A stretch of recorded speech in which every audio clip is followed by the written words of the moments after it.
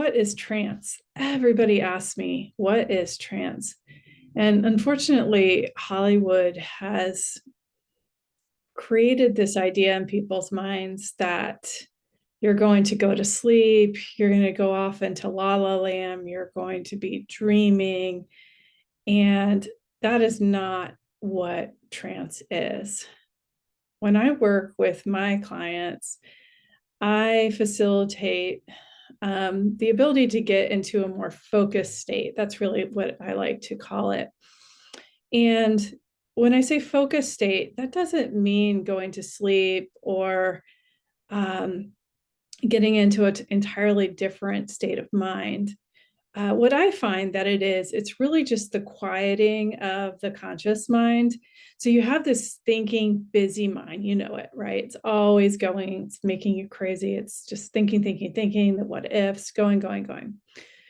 And when you're, with me here in the hypnotherapy chair, or if we're working online together, what I do is encourage you to quiet your thinking mind. It's not ever going to turn off. It just won't. Don't worry about that.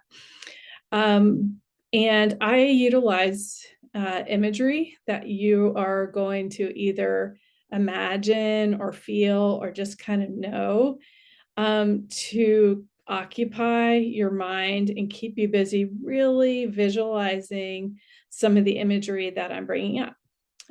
So an example I often use is imagining that you have this big yellow juicy lemon that you just brought home from the market, and it's there on a cutting board in your kitchen. You've got this nice sharp knife, and I want you to imagine like holding the weight of that knife in your hand, and then holding the lemon and feeling the peel of the lemon and the texture of the peel, and then pressing it down so that you can slice through the lemon. And as you slice, just noticing the spray, the zest, imagining the juice running down, imagining the little bits of pulp, and then cutting another slice so that you can create a nice big wedge.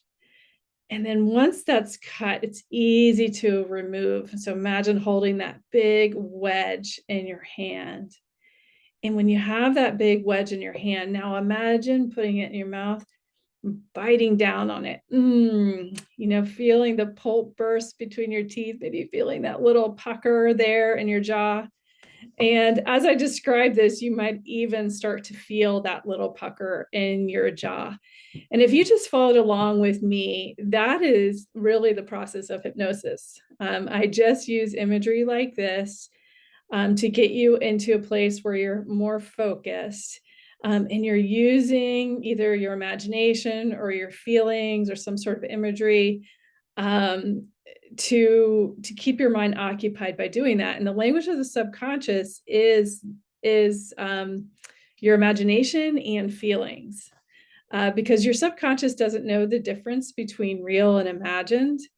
And when we're really in this deep focused state, kind of progressing through relevant imagery related to your issue, you are able to provide for yourself and for the emotion in a way that's necessary so that you can release a feeling or emotion or a belief.